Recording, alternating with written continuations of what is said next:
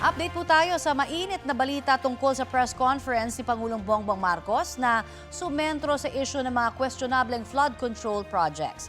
At may ulat po on the spot si Ivan Mayrina. Ivan?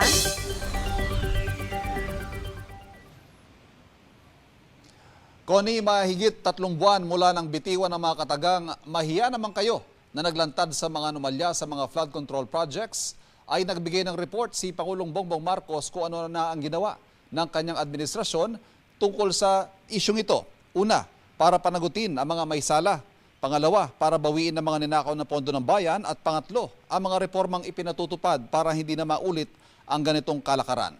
Nagilaman na ng balita ang mga reklamong isinampa laban sa mga dating opisyal ng DPWH tulad ni Henry Alcantara, Bryce Hernandez at JP Mendoza ng Bulacan Engineering District, mga kontraktor na gaya ng mag-asawang Diskaya at ilang mga senador at kongresista.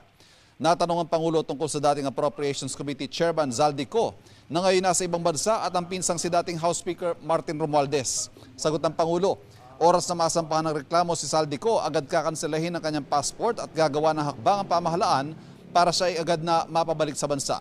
Ang kanyang pinsan namang si Romualdez, hindi pa rin daw nasasampahan ng reklamo at tanging sa Senate hearing pa lamang lumutang ang pangalan.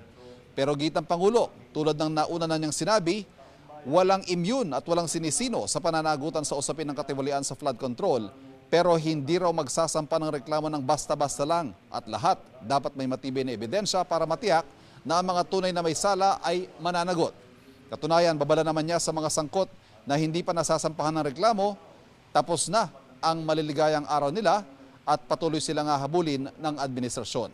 Sa mga nasampahan ng reklamo, tinitiyak ng Pangulo na marami sa kanila walang Merry Christmas dahil magpapasko raw sa bilangguan. Samantala, patuloy naman ng Anti-Money Laundering Council at iba pang ahensya ng gobyerno sa paghahabol sa mga nakaw na pondo. Naniniwala ang Pangulo na bilyong piso ang inaasahang mababawi rito. Patuloy rin daw ang pagpapatupad ng reforma sa mga ahensya para sa transparency, tulad ng mas maigting na proseso sa procurement at pagbabayad sa mga kontrata. Lahat para tiyaking hindi na mauulit ang ganitong tiwaling kalakaran. Kaya't yung mga taong yan na kasabwat dyan, ito sa nagnanakaw ng pera ng bayan, tapos na ang maliligaya ninyong araw. Hahabulin na namin kayo. Connie, matapos ang press conference, tumulak ang Pangulo sa lalawigan ng Catanduanes. Magugunita ang Catanduanes sa isa sa mga napuruhan ng bagyong Juan.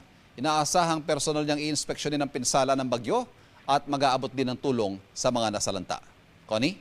Maraming salamat, Ivan Mayrina.